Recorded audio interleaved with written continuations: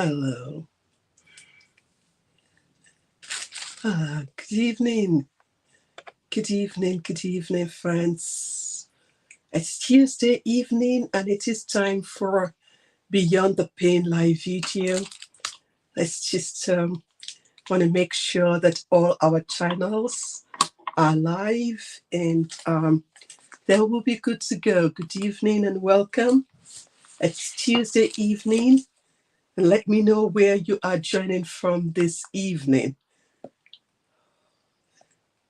I'm just gonna go quickly and ensure that all our channels are good to go.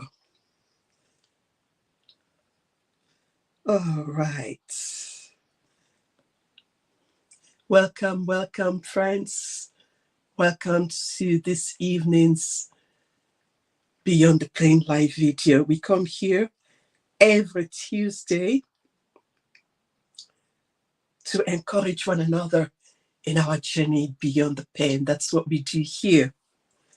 Okay. Let me share this. Please invite your friends and feel free to share as well. Yeah. Just want to make sure that everything is fine on Facebook, on YouTube, and on IG. Voila. Great. I think, yes, we are good. Wonderful. Good evening again, my dear friends. It's our first time together this month. So welcome to the 5th month of 2025. It's amazing. Indeed, time is literally flown. But it's been a very productive year. It's been a great year. Any way you want to look at it, the fact that you and I are here today at this hour, at this time, means that something is working, right? And we have so much to be thankful for against the backdrop of whatever challenges that we may have been facing this month, this year. And I always like to, for me, new beginnings, opportunities for me to recalibrate and to check how things are going, what needs my attention, and what do I want this month to be all about, the new month to be all about, the new week to be all about, and each day actually, because I believe that every single day we live can be meaningful. Every single day we live is a gift. Every single day you and I live as a precious gift, and we want to make something, memorable out of every day, every that we get as a gift. And so that's where I am coming from, and why I am happy to see another month. It gives me opportunity for new possibilities. And for those of you who have been following, last month, April, we spoke extensively about the power of thoughts, the power of your thoughts, where your thoughts can lead you, and why it is important for us to rein our thoughts, to check our thoughts, to know which direction our thoughts are going. And I'm not closing that chapter yet. However, I'm going to bring an application to it in a new topic that we're going to be looking at this month, and that is simply transform the pain. So that's what we're going to be looking at in the month of in the month of May. What is pain? How can we transform pain? And so for me, it's like it's not a recommendation, actually. It is an encouragement. It is a charge. It is a challenge for you to take a look at your painful experiences and transform it. Transform the pain. Whatever that pain means to you, Whatever it is that you have gone through, you can transform it. And that's going to be the crux of our message in the month of May.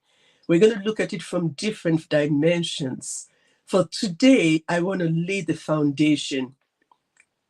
And the first thing that I want you to know, the first truth I want you to keep in mind is that change is inevitable. Change is going to happen to us in one shape, form, or the other in life. And sometimes change brings with it pain. A change that we go through brings pain. It's just life. When we experience a shift from normal, what we are accustomed to, it is often accompanied by distress, discomfort, and it brings with it change. However, transforming is a choice. Change is inevitable, but transforming the pain is a choice. Transformation is always a choice. No wonder that the Bible says that be ye transformed by the renewing of your mind. It is a choice that requires an intentionality on your side, on your part. It is a choice that requires an action on your part. It is not a passive decision. It is not a passive event. Transformation is active. It is intentional. It requires something from you. And that is why, even though change is inevitable, you may not have control over the change that you experience in life. But what you do with it is a choice. If those of you who have followed me long enough, you will know that I said this in different ways because it is an incontrovertible truth. I may not have control over what happens to me, but I have a control over what I do with it. What I do with it, what I turn it into. And that's why it becomes a choice. And one of the metaphors I'm going to be using throughout this sharing, teaching, encouragement is the story of the oyster. You know, if you are, as a female, you all know that the oyster produces pearls, freshwater pearls, naturally cultured pearls, right? We do have simulated pearls these days. Science and technology has given us the opportunity to be able to, you know, culture pearls. But there is a difference between a naturally produced, naturally occurring pearl versus a cultured pearl. And how is a pearl, how are pearls naturally produced? How is a pearl produced? Usually what happens is that a grain of sand, you know, the pearl, the inside of the pearl is very soft and tender, very soft. So when a grain of sand gets into the pearl, which is a shellfish, you know, the pearl is, has two shells together like this with a soft part of the inside, and it closes up like that. It closes like this, right? I think at the next session, the next series, I'm going to look for a simulation of a shell, a pearl, and bring it along to illustrate what I'm talking about. And so the shell closes and opens, the oyster opens and closes its shell this way. The inside is very tender. It's very soft. And so when a grain of sand gets into that soft place, it is a form of irritation. You know, I used to remember this bedtime stories that my mother reads to us. I think it's about a sleeping beauty or a princess who they put a little, you know, to test if she was truly a princess. They put a tiny pea under the mattress, and she couldn't sleep because of that small discomfort of a tiny pea. I mean, of course, you know, that's an exaggeration. However, the truth, the message was that because she's a princess that is accustomed to comfort, even that tiny little pea, that was placed under her mattress formed, it became a source of discomfort and distress for her. That is what it is to be a princess, quote unquote, in those days. So here we are. The pearl has this grain in its most tender place. It is a source of irritation. Just imagine if there is something in your cloth and it's close to your skin and it is irritating you and you just want to get there and eat at it. But what does the oyster, what does it do? It begins to secrete what is called nacre. It's a secretion from its inside. It begins to secrete layers and layers of nacre over that grain.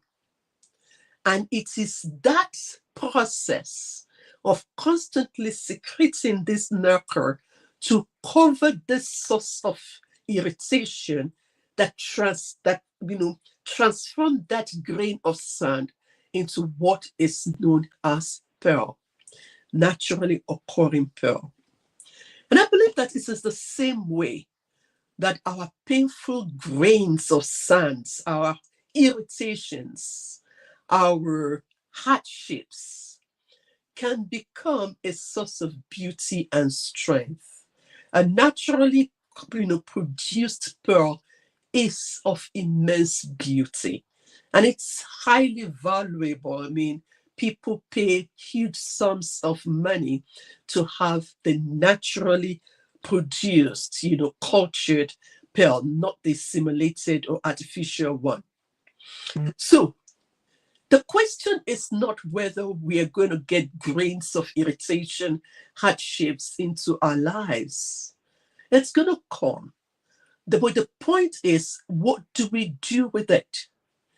Are you able to transform that grain of irritation or grains of irritation, hardship, adversity, pain into something that can become a source of beauty? I mean, I say this very often because it is the sum of my story. I believe that our painful experiences, our pain will be in vain if it does not serve as a gain for others. It means that we must be able to transform our painful experience into something that is life impacting, something that can touch other people's lives for good. And we have the biblical, injunction that tells us that God would comfort us in all our pains, in all our sufferings, in all our afflictions, that we with the same comfort can comfort others.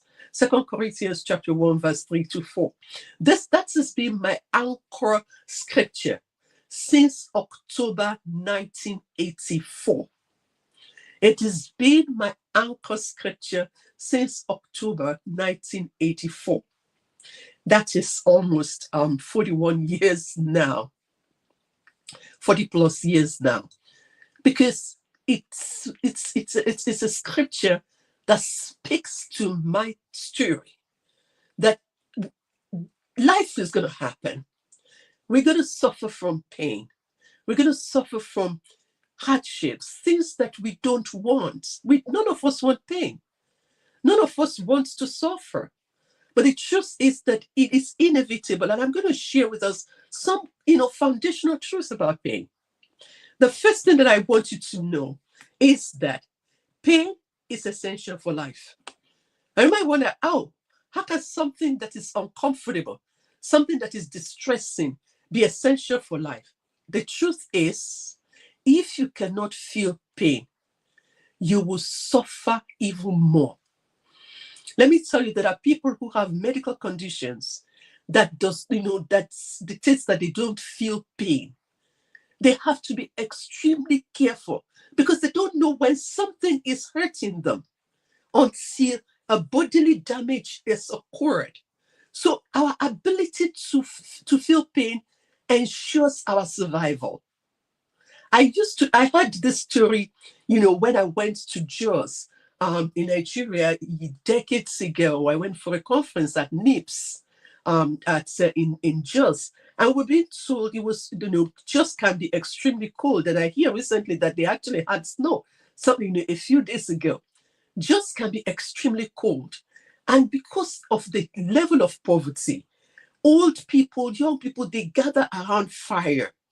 But you see, when people are very old, their sensitivity becomes reduced, right? And they keep, because they want the warmth and they're not feeling it as much as they desire, they keep drawing closer until they actually burn themselves because they are not feeling it. So without pain, we cannot dictate when something is wrong with our bodies or with our lives. Pain acts as an early warning sign that tells us you need to move away.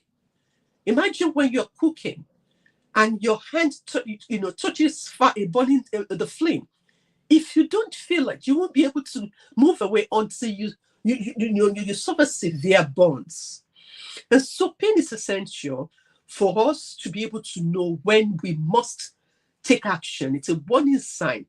It acts as an early warning signal for us to know that you need to move away, you need to move away, you need to take action. Something is calling for your attention. Also, pain in all its various forms, emotional, physical, psychological, is a universal human experience. There is no one that is excluded from feeling pain. The causes of pain may differ, the intensity of the pain may differ, but pain is a universal experience. And here is the truth of the matter. The way we respond to pain will shape our future. The way you respond to pain will significantly shape your life. How you respond to that painful experience. Another truth that I want us to know is that in this broken world that we live in this broken world that we live in, pain is inevitable. Pain and suffering are inevitable. No one is exempted. No one is exempt from pain. Not even Jesus got a free pass from pain. You all know that. No one is exempt from pain. In this world, we will have trials and tribulations that we have been forewarned. We have been forewarned that in this world, broken, fallen world that we live in, we are going to experience pain. Now, pain also has lessons. And, at some stage during this series, I'm going to be doing a 4-part series on pain, transform the pain. I'm going to talk about some of the lessons of pain. But suffice for now is that many of our life's greatest lessons are learned from the place of pain. Truth be told, many of the inventions that we have in this world today, they all were birthed from the place of discomfort, distress, so that we try to make life easier for ourselves. We're trying to make things happen a bit faster because of the distress, the pain that comes with doing it the long way. There are some things today that I wonder, how do people survive even before this equipment became available to us? And so pain, life's lessons, greatest life experiences and lessons come from the place of pain. And another truth that I want you to be familiar with is that pain produces powerful testimonies. I'm a living proof of the powerful testimonies that pain can produce. I mean, for me, the entirety of my life and the things that I'm doing today, what I'm doing today, the entirety of what I'm doing today was birthed from the place of pain. It is the pain that I endured, the pain that I suffered, the things that I suffered from that brought me to this space. Was having a conversation recently with someone. I said, once upon a time in my life, I was I was a scientist, a nutrition scientist, managing the program of nutrition, the control of malnutrition in different countries. I was out there promoting exclusive breastfeeding, control of micronutrient deficiencies, household food securities, etc., etc. A lot of people cannot relate that to what I am doing now. How did you go from being a scientist in the laboratory and then transitioning to managing programs of intervention for an international organization to control malnutrition in developing countries, to becoming a transformational coach, a trauma transformational coach? At the core of that is the pain that I suffered, and and transforming that pain brought me into the space. So yes, our pain will produce powerful testimonies. I have a book on my own testimony, Grace in the Storms. And I'm amazed that even after 8 years since I have published that book, God is still doing with that book, which is a testimony of God's grace that sustained me through the storms of life. So, my dear friends, there cannot be testimonies without tests. Where would the testimonies come from? If it's what we have endured as overcome, that becomes testimonies, that become lessons for others. So our personal testimony is always about the things that we have endured. If you have not endured anything, what are you going to testify?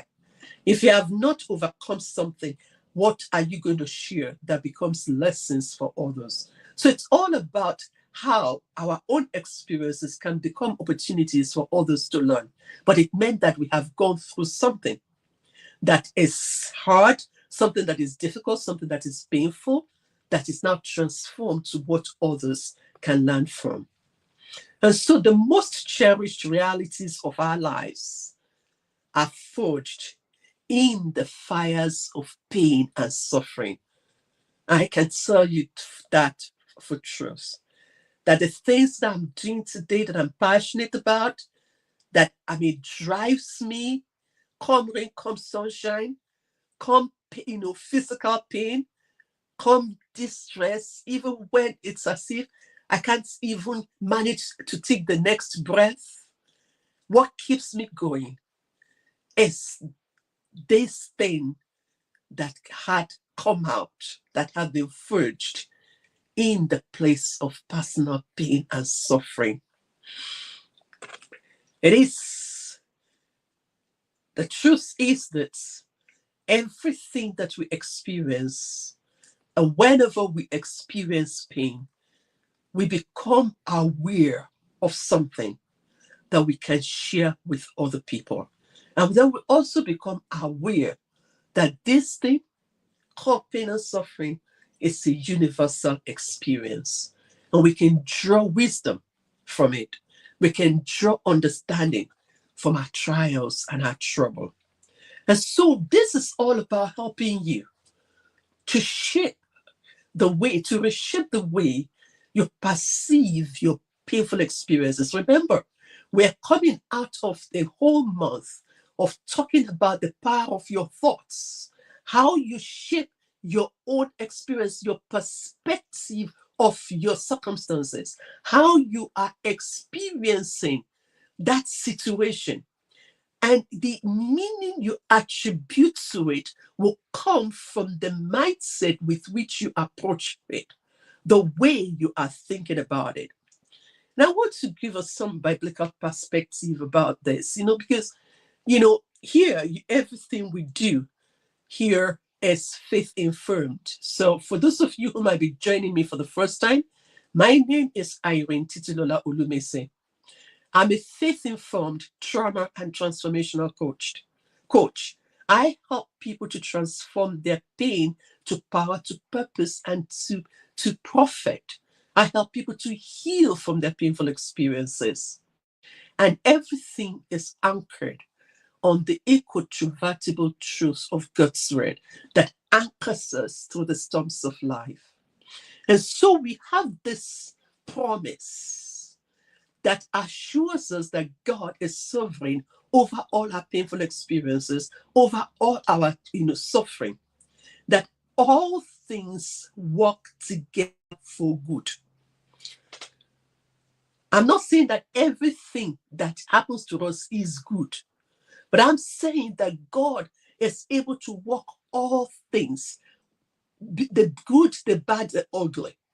It is able to work it together for good, as defined by Him, for those who love Him. Even our trials and our losses, He works it together for good.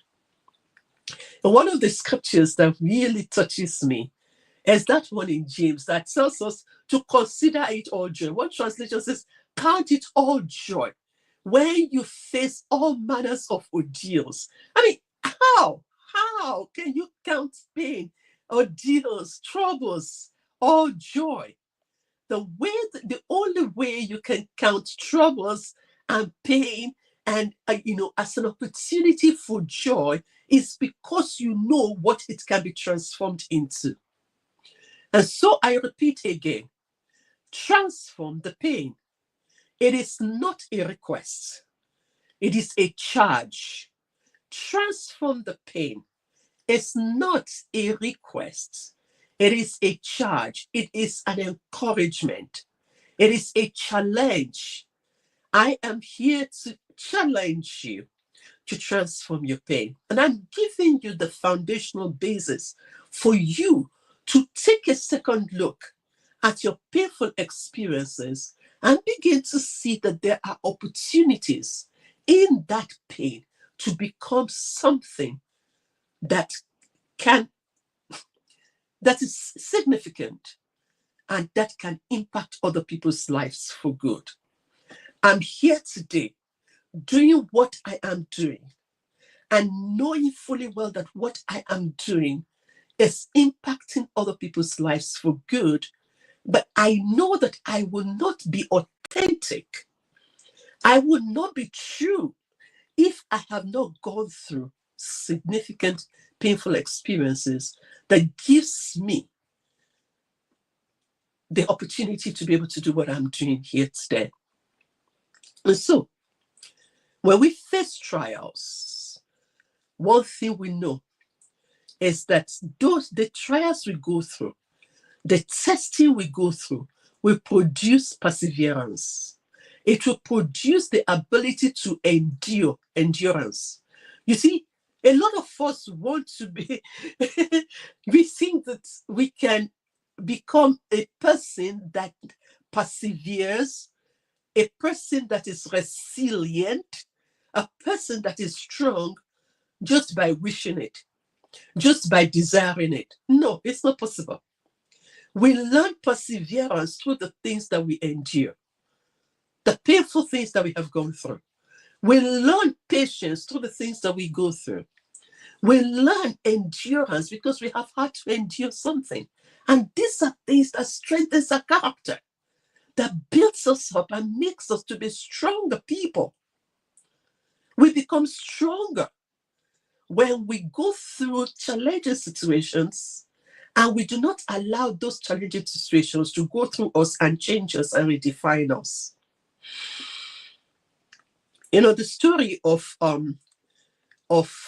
Joseph is one that stands out as an example of going through hardships that eventually was that brought him to the place where he needed to be. His pit experience became a place of preparation. His prison experience became a place of instruction and training. So the pit, you can actually just use this as an acronym, PIT, a place of preparation, instructions, and training. So what is that pit experience that you're going through? You need to reframe the way you are looking at it and begin to see it as a place of preparation, instruction, and training. PIT. Preparation, instruction, and training. And then at the end of the day, guess what Joseph said to his brothers who did such a painful thing to him? You intended to harm me, but God intended it for good to accomplish what is now being done.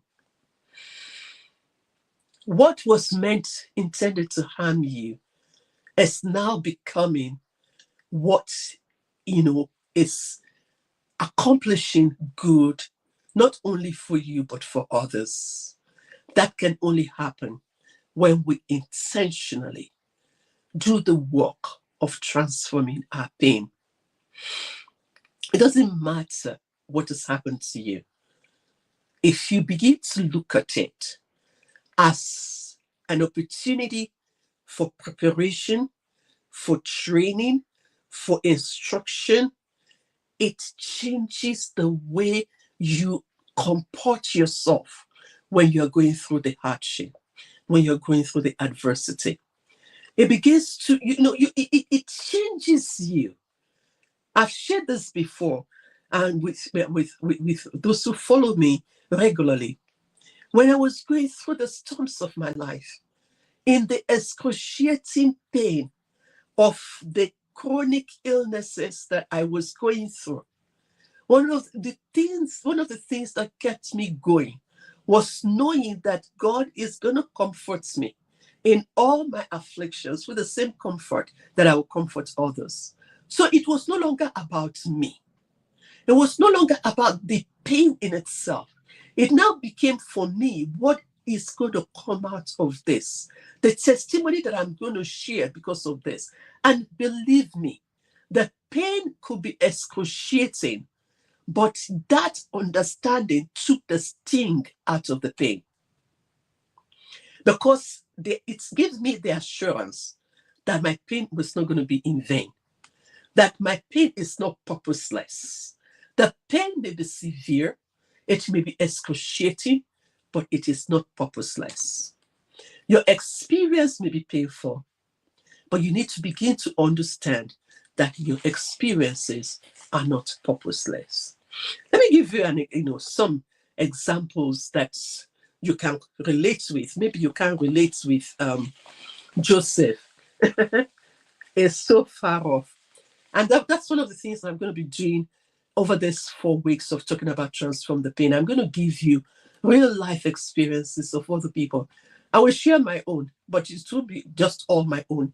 I will share stories of others. And one of the ones that really struck me and caught my attention is Journey. All of us know Journey Erickson Tada. That was then she was a young lady a teenager in the 70s. She went on a on a holiday, and they were diving from the cliff into the water. And you see a lot of teenagers doing that. I've seen it so many times. Although these days I hold my chest while they are doing the dive, because every time I see somebody diving, from the cliff into the water, I remember the story of Johnny. And Johnny's story was one of the ones that I read way, way back, even before my own experience, started to unfold. And, so it provided me, a link. It was an encouragement to me that even when we go through, really debilitating situation, it can be transformed. So she jumped and she knocked her head and she became paraplegic, paralyzed all the way down. She could not use her hands. She could not use her leg. 17 years old. That's enough to make the person suicidal and see that there is no purpose to life again. It is enough to make the person feel that no, there is no reason to live anymore. But she fought. She fought. She redefined a new normal. She began to learn how to live and thrive despite her disability. She eventually got married. Yes, as a paraplegic, she got married. Does she require a lot of support to live each day? Absolutely. But is she still alive today? Yes. And she has one of the best-selling memoir. I read it when I was a young person. When I was much younger. I think I read her. I must have read her stories when I was in the university. But not only does she have a bestseller as a memoir, she also has an organization that is helping so many people that have, a disability, providing them with wheelchairs. Her story is one of the things that stimulated my interest also after I lost both legs, to do something that will help others. And today we have a foundation also that is providing prosthetic limbs for amputees who cannot afford it. See what can happen when we choose to transform our pain. She said something that I just want to quote to you. It says, I am still overwhelmed when I think of how God has used my story to save many lives. Yesterday, I got a reminder about my book. You know how these photo reminders just on your photo stream just bring up a reminder, and it was a video clip that we had made way back about Grace in the Storms, and I decided that, oh gosh, that's interesting. This thing is still coming back up. And because recently somebody was sharing with me how that book impacted their life. So I put it back up again yesterday. I just decided to share it just to encourage someone who is going through some difficult, life circumstances, that there is a grace of God that sustains us in the storms of life. That's what the book is all about, grace in the storms. Talking about the grace of God that sustains us through the adversity, the storms. And my 20 plus now, ordeal with pain, with hardship, with suffering, all the testimonies of how God helped me, how the grace of God sustained me was in that book. It's in that book. And that book today, I put there in the caption, I am amazed at what God is still doing with this book, Grace in the Storms, because truly I am amazed. And that is the same story that you can have when you allow God to transform your pain, when you become intentional about not wasting your pain, but allow God to show you how you can transform your pain to something that can impact other people's lives. You will be amazed what God is going to do with your story. So the chapter of your life that is filled with pain is just, that's exactly what it is, chapter. It is not the final chapter. It is not the end of your story. It is the beginning of a new chapter of transformation. So this is the idea that I want you to take away from here. You are not a victim of what happened to you, except you choose to retain a victim mentality. Life happened to you. Circumstances that you did not expect happened to you. But you do not have to take an ownership of victimhood. You do not have to stay with that mentality of victim. You are not a victim. You can transform the pain. And that is to encourage you to move beyond passive suffering. There's a way in which we accept suffering, and just stay there. Yeah, they did this to me. Oh, this person broke me. You don't know what they did to me. Oh, yes, I don't know. I understand. But what next? How long are we going to go around this mountain? Or if you don't know what they did to me, they wounded me, they hurt me. Yes. They provoked me so. Yes. I don't take away from that. But what next? What next? Can you recognize that you have capacity to heal despite what they did to you? And you have the capacity to grow through that experience. And that is why Change is inevitable. Pain is inevitable. But transformation is a choice. And transforming the pain is not about nullifying what happened to you. It's not about erasing the hurt. It is about reframing it in a way that it will foster resilience. It will foster, a strength. It will bring about new strength. It will bring about self-awareness. It will bring about, it will push out of you some character traits that you're not even aware that you have, some strengths, some qualities that you're not aware that you have. One singer said this. He said, "It is in the crucible, the fire furnace of our afflictions, that the fine qualities of our character are revealed." It is in the furnace of affliction, the gold, the pain of the fire of affliction, that gold becomes purified. The finest qualities of your character will be revealed in that place of affliction, that place of pain, in that furnace. If you allow yourself to process that pain and you reframe it so that you can adopt a mindset that embraces growth through hardship and produces strength that can help you to get rid of victim mentality. Your pain is for a purpose, my friends. And when you discover the purpose in your pain, you will know firsthand that it is truly the beginning of a new chapter of your life. Let me say that to you again. When you discover what your pain can be transformed into, when you discover the purpose in your pain, you will know with first-hand experience what it truly means to have a beginning, a new beginning, something new to emerge from a place of pain. Yeah, when the cocoon begins to squeeze in the butterfly, when the butterfly is ready to come out, it's a painful process.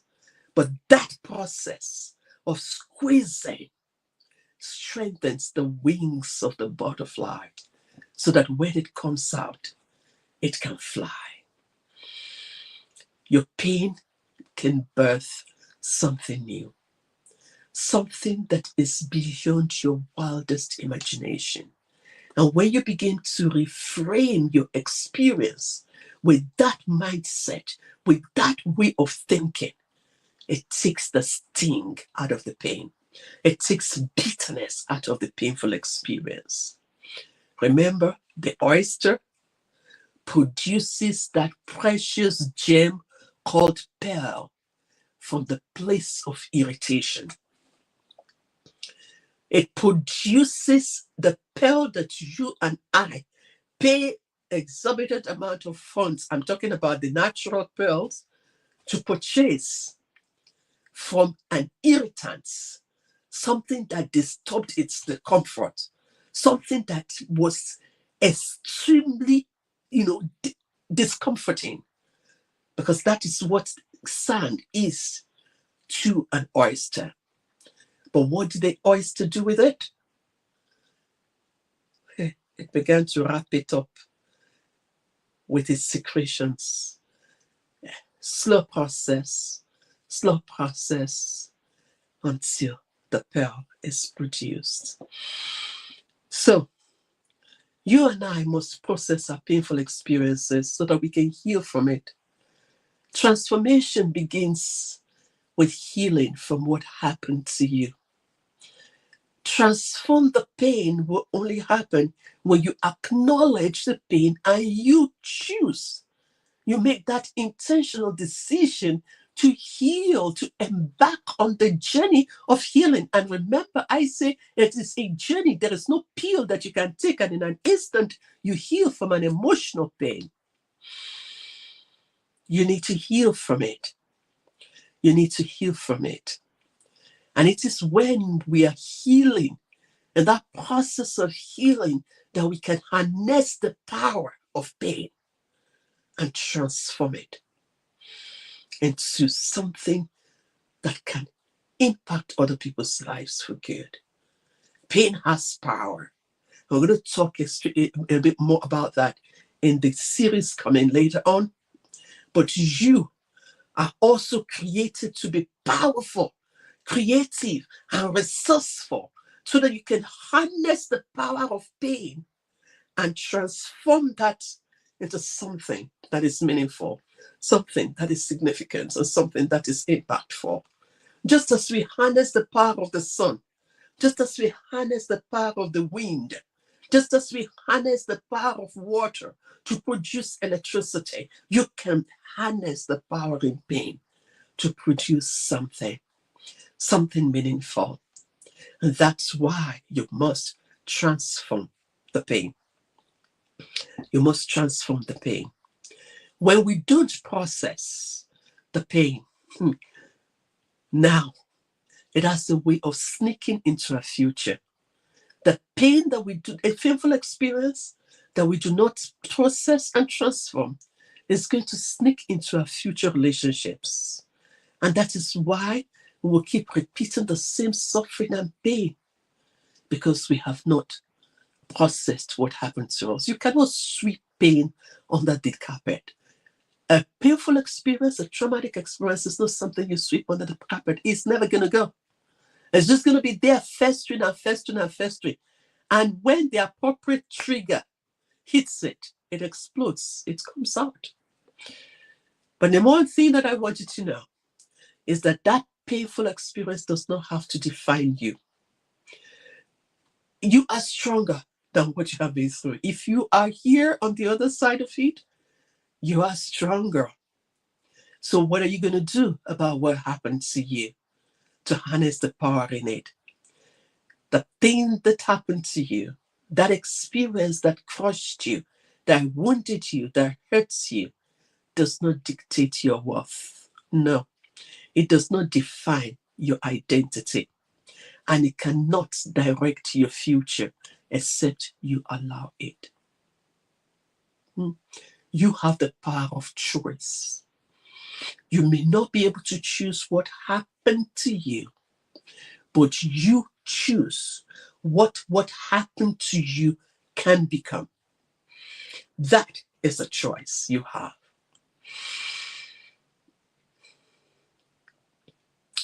I just want to challenge you today and remind you that no matter what your painful experiences may have been, you're still standing.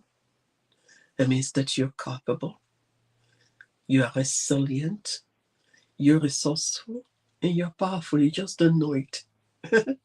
You are. You are. And it is time for you to recognize your true identity as defined by the one who created you, not by what happened to you. So, dear friend, I challenge you. I am here to challenge you to transform your pain.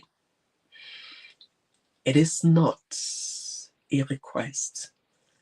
It is not a suggestion. It is a challenge. It is an encouragement. And for some, it may be a kick in the rear. It is time for you to transform the pain. So as we wrap up this evening, for those of you who have stayed with me to this point, I want you to take time to reflect. One, what painful experience have you gone through that has led to a personal growth or has become an opportunity to bless other people because of what you have gone through? I want you to take a moment to ponder on it, how God worked in that situation, and just give thanks for it. And let it be an encouragement for you that if God did that before, He is able to take care of what you're going through right now. So what is that grain of sand that is caused you distress, discomfort, that is agitating you? What is that painful, traumatic experience that you're going through in this season, or that you have gone through in the past, but you have not healed from, that it still has so much power over you? My dear friends, this is time to bring it to the fore and ask yourself, what can this become? What do I need to heal from? How do I embark on this journey of healing from this pain, from this incidents? How can I begin to reframe how I have been looking at this situation in a way that it can help me to heal, to process this pain and begin to transform it? I hope that you can take time to ponder on these questions and reflect on them and make that choice to transform the pain. Remember, change is inevitable. Pain is inevitable. Pain is universal. No one gets exempt from pain. But transformation is a choice. To heal from what happened to you is a choice. To transform the pain is a choice that requires intentionality, that requires determination, and understanding that you cannot afford to waste that experience, because there is somebody waiting along your path who needs the comfort that you would have received if you choose to heal and transform your pain. And if you do need help to walk through this journey of healing and to learn how to transform this pain, my name is Irene Titilola Ulumese. I'm a faith-informed trauma and transformational coach. I help people to heal from their painful experiences and to transform it to power, to purpose, and to profit. Just send me a DM or a personal message, and let's see what is possible, how best we can support you. And so this is the part 1 of the new series that we're embarking on this month, Transform the Pain. We will continue on this subject and looking at it from different dimensions in this month of May. And my prayer, my heart desire is that you will hear something that will help you to reframe the way you have been thinking and seeing your painful experience, and will challenge you to desire to transform your pain to something meaningful, something life impacting, and ultimately something that will be of eternal significance. Don't waste your pain. It is a double tragedy to do so. But transform the pain, and it will ultimately bring glory to God when you do. Thank you very much for joining me this evening. We will continue on this theme, Transform the Pain, next week by the grace of God, if Jesus tarries. Until then, remember, your painful experiences does not define you. It does not define your identity. It does not define your worth. It does not define your future, except you allow it. Except you allow it. Good night, and God bless you very good. God keep you till we meet again.